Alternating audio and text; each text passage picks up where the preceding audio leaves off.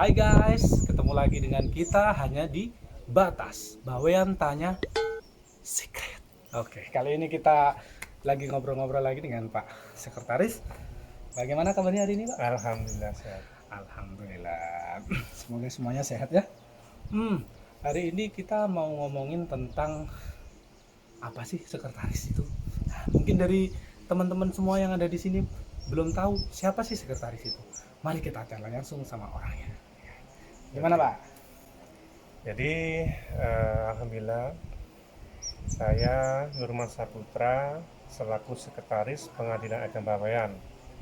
Di Peradilan Agama itu strukturnya itu ada ketua di atas, kemudian ada wakil ketua, kemudian ada fungsional hakim, kemudian di bawah struktur ketua itu ada panitera yang mengurusi kepanitraan atau perkara, terus juga ada sekretaris yang mengurusi mengenai kesetariatan atau administrasi umum.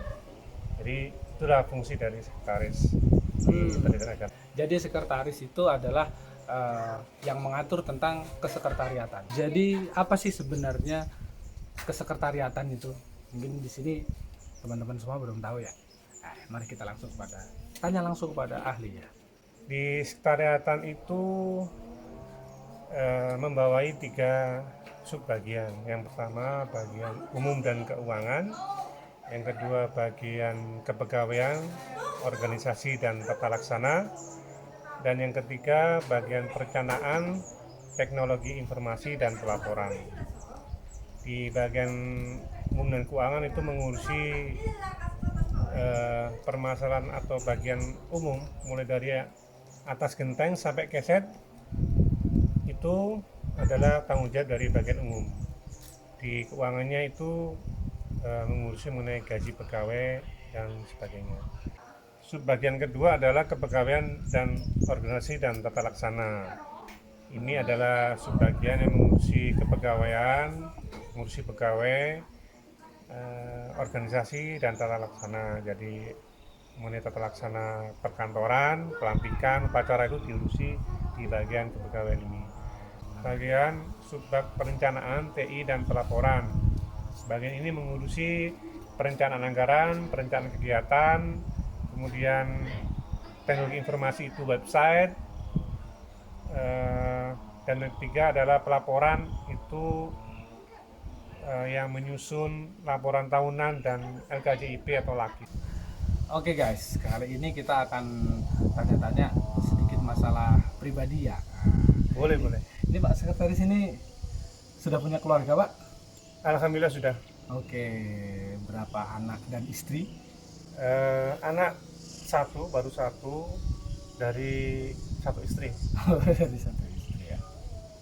Oke, terus kemudian secara latar belakang pendidikan ini sebenarnya Pak Sekretaris ini sekolah di mana gitu dulu?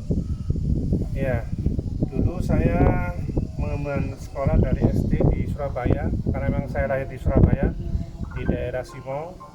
Kemudian SMP di SMP 1 Surabaya, SMP favorit di Surabaya, SMA-nya di SMA 5 Surabaya, juga SMA favorit di Surabaya. Kemudian melanjutkan jenjang S1, sempat mengemban selama kurang lebih 6 tahun 7 tahun di Fakultas Kedokteran Hewan UNER. Wah, keren ya, kok bisa. Ini sebelum dilanjutkan ke pendidikan selanjutnya ini saya mau kepo ini. Kenapa kok Iya. bisa dokter hewan tiba-tiba jadi orang pengadilan, ini gimana ceritanya, Pak? Iya. Jadi bapak saya itu dulu adalah pengemban sekolah juga di jurusan hukum. Oke. Kakak saya juga sekolah di jurusan hukum. Cuman saya nggak mau, saya ingin di kedokteran hewan. Tapi karena gen keluarga hukum ini terlalu kuat, akhirnya saya tertarik juga ke dunia peradilan. Akhirnya masuk ke pengadilan agama, kemudian juga sekolah di jurusan hukum. Ngomong itu berapa semester itu Bapak di kedokteran hewan di FKH itu? Dulu berapa semester ya? Ada 8 semester. Sudah tinggal ujian skripsi Wah, karena sudah melakukan penelitian juga ya. penelitian, tinggal skripsi. Namun sudah terburu masuk di pengadilan agama, diterima di pengadilan agama. Oh, jadi ceritanya guys, dulu sudah kuliah di kedokteran hewan, tapi Betul. ketika mau skripsi, Betul. ternyata diterima di pengadilan agama jadi pegawai negeri. Makanya ditinggalkan lah itu Iya. kedokteran hewannya karena nggak ada nyambung-nyambungnya ya Pak ya. Iya, Karena, resign. karena Ya alhamdulillah nggak sempat di DO, tapi kita resign dulu. iya, iya, resign dulu. Sedikit bertanya tentang pengalaman di sana gimana sih Pak? Kok bisa baru ngerasa gennya tergugah itu setelah 8 semester itu? Iya, jadi ceritanya sering saya dulu tuh waktu bulan Ramadan itu itikaf di masjid, khususnya kalau saya khususkan di Masjid Al-Falah Jalan Darmo Surabaya. Dan di sana itu memang kalau itikaf itu adalah semedinya orang Islam. Oke. Jadi, apapun yang kita minta di sana, insya Allah akan diijabah. Dan alhamdulillah waktu itu saya ingat tahun 2004, 2005 saya selalu berdoa minta diberikan jalan yang terbaik buat saya, dan mungkin Allah sudah memberikan jalan, bukan jalurnya kedokteran hewan tapi mengabdi di dunia peradilan. Ya, ya, ya. Jadi ini karena semakin kita mendekatkan diri kepada yang kuasa, maka yang kuasalah yang bisa membukakan pintu jalan kepada kita semua. Oke, mudah-mudahan kita bisa mengambil hikmah dari cerita ini ya. Terus selanjutnya setelah resign dari keluar dari kampus jurusan dokter hewan, otomatis kan kita warga pengadilan ini harus sarjana hukum ya, adikku dituntut untuk sarjana hukum. Terus kemudian Betul. Bapak melanjutkan kuliah di mana lagi itu? Jadi waktu itu kemudian setelah jadi pegawai negeri, saya melanjutkan atau mengambil jurusan hukum di Universitas Yos Sudarso Surabaya. Oh. Itu letaknya di daerah Kupang, di belakang kantor Pengadilan Tinggi Agama Surabaya. Hmm. Setelah itu langsung saya ngambil jurusan S2 di manajemen SDM di Sekolah Tinggi Ilmu Ekonomi STAB Surabaya, Arta Budi Iswara Surabaya.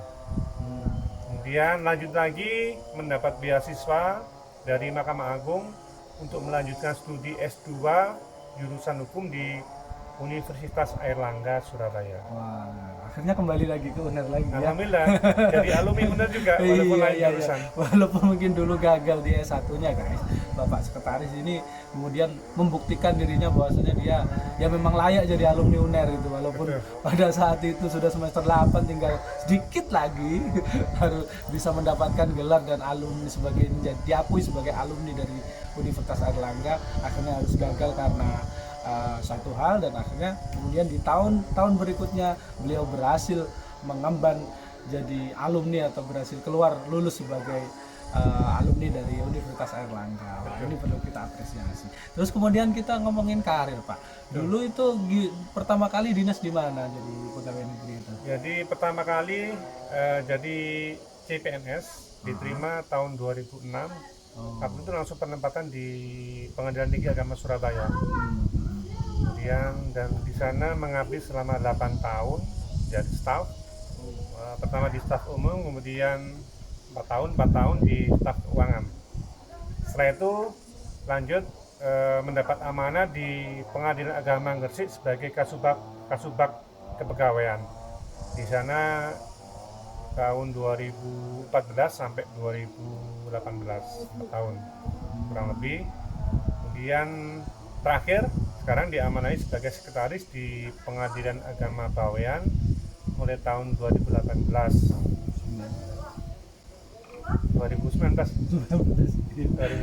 guys, lupa saya guys. Oke, jadi seperti itulah jenjang karirnya. Jadi beliau ini pertama dari pengadilan tinggi langsung, wah ibaratnya orang itu sudah langsung tinggi kan ya guys. Jadi beliau langsung di pengadilan tinggi, kemudian setelah itu di Pengadilan Agama Gresik, dan kemudian terakhir berlabuh di sini Pengadilan Agama Bawean. Jadi setelah jadi sekretaris ini Bapak punya program-program dan keinginan apa yang ingin diwujudkan sih? Mungkin kita semua penasaran gitu, apa kira-kira. Jadi alhamdulillah ketika saya dilantik pertama kali di bawah ini, saya melihat PAA ini khusus, jadi istimewa sekali, sangat spesial sekali. Ya, karena yang pertama itu orang-orangnya itu ternyata sangat kompak sekali, kebersamaannya tinggi. Jadi itu yang menjadi modal kita untuk berkinerja lebih tinggi, untuk meraih prestasi lebih tinggi.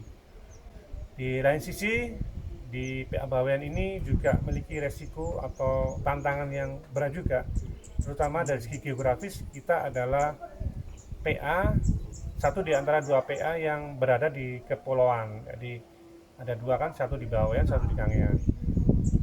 Tantangannya karena di pulau, tantangannya tentu lebih ekstra, lebih berat lagi daripada PA yang lain, karena kita harus untuk nyampe ke PA Bawean ini harus pakai transportasi laut, kapal laut atau dengan pesawat perintis. Oke, ini mungkin yang belum tahu teman-teman ya. Jadi kalau kita lihat di peta ini, jadi ini seperti yang kita lihat sekarang petanya, itu dari daratan Pulau Jawa itu segini teman-teman jaraknya ya. Makanya kita transportnya hanya ada dua, yaitu yang pertama kita bisa naik kapal, yang kedua kita bisa naik pesawat. Pesawatnya itu pun perintis, hanya beberapa orang saja kapasitasnya. Nah ini yang dikatakan tadi oleh Pak Sekretaris, yang tantangan geografis ini yang berbeda, yang tidak bisa disamakan dengan pengadilan di tempat lain. Nah, terus kemudian apa harapannya tadi Pak? Dijawab. Jadi setelah saya analisis SWOT, kemudian dengan mengambil pendapat, saran, masukan dari teman-teman, akhirnya memang kerja di Bawean ini butuh strategi khusus. Jadi karena orang-orangnya juga spesial, jadi di sini itu kan sukunya ini heterogen ya. Jadi suku Bawean itu kan campuran dari Jawa, Madura, Malaysia, Melayu. Jadi sangat spesial sekali. Namun dengan kita punya SDM di PA Bawean ini kompak, kebersihan tinggi, makanya strateginya yang kita kembangkan adalah menggunakan kebersamaan itu menutupi kelemahan kita menghadapi tantangan. Jadi seperti itu. Oh luar biasa. Jadi jangan dijadikan sebuah kelemahan atau kekurangan itu sebagai hambatan untuk kita berkembang, tapi hancurkan kelemahan itu dengan kekompakan. Nah itu intinya seperti itu. Jadi kita bisa mengatasi kelemahan kita karena kondisi geografis, dengan kekompakan kita bersama kita bisa maju untuk Bawean, Pengadilan Agama Bawean lebih banyak. Gimana strateginya Pak? Strateginya jadi PA Bawean itu punya moto juara. Oh juara. Apa itu juara? Jujur, akuntabel, responsif, aspiratif. Jadi dengan moto ini kita bekerja dengan semangat kebersamaan, kita melaksanakan pekerjaan kita sehari-hari, dan alhamdulillah seperti yang tadi disampaikan, kita mendapat 3 penghargaan. Yang pertama dari bidang panitra itu juara 1 predikat penyelesaian perkara terbaik, kemudian di Kestariatan juara 2 pengelolaan anggaran, dan kita berhasil mendapat predikat akreditasi A untuk penjaminan mutu. Strategi yang akan saya kembangkan ke depan sama, jadi memanfaatkan atau menggunakan kekuatan kebersamaan itu untuk menghadapi tantangan. Strateginya yang pertama, kita akan mengembangkan IT. Jadi kita punya SDM yang cukup mumpuni untuk mengembangkan IT kita, terutama khususnya di sosial media. Jadi kita akan buat channel YouTube, kemudian ada lewat Facebook, Instagram, website, kemudian di WhatsApp itu kita punya robot WhatsApp. Jadi aplikasi asisten virtual unggulan atau disingkat dengan ATUM. Jadi begini mungkin kita terkendala geografis, penyeberangan tidak ada setiap hari, terus aksesnya susah gitu. Tapi kita bisa promosikan Pengadilan Agama Bawean ini melalui tadi itu, melalui media sosial, baik YouTube, Facebook, Instagram, website. Kita bisa explore semuanya yang ada di kita ini biar semua orang tahu, semua orang bisa melihat, khususnya masyarakat mencari keadilan, terus kemudian juga pengadilan-pengadilan yang lain, baik yang pengadilan agama atau pengadilan negeri, bahwasanya ini loh kita Bawean itu ada gitu loh. Pengadilan agama Bawean itu ada dengan segala kekurangan dan kelebihannya. Gitu, Pak, ya. Iya, bahkan sekarang untuk mengakses PA Bawean nggak perlu datang, kita bisa lewat tadi sosial media, kemudian mendaftar bisa pakai gugatan mandiri secara online, ada peradilan e-court, electronic court, ada e-litigasi, banyak sekali. Jadi sekarang modernisasi peradilan nggak bisa dipungkiri, harus kita laksanakan. Jadi kita tidak boleh ketinggalan gitu loh. Jadi misalnya pengadilan lain sudah melakukan inovasi seperti ini, kita juga tidak boleh berdiam diri saja atau jalan di tempat. Kita harus ikut maju gitu. Jadi kemudian itu sangat menguntungkan bagi kita juga karena kita posisi di terluar itu, di luar pulauan. Jadi itu juga bisa sangat membantu kita untuk melaksanakan pelayanan terbaik buat masyarakat. Iya, kedepannya pelayanan publik PA Bawean akan memiliki 3 prinsip. Yang pertama dekat, yang kedua mudah, yang ketiga cepat. Dekat maksudnya kita akan mendekatkan diri kepada masyarakat. Kita akan buat layanan mobil keliling, kita buat sosial media. Kemudian mudah, prosedurnya jelas. Kita punya alur pendaftaran, punya alur berperkara yang jelas. Bisa diakses juga di sosial media, website. Dan cepat, kita punya prosedur yang jelas. Jadi kedepannya insya Allah para pihak tidak terlalu menunggu lama seperti yang kemarin-kemarin.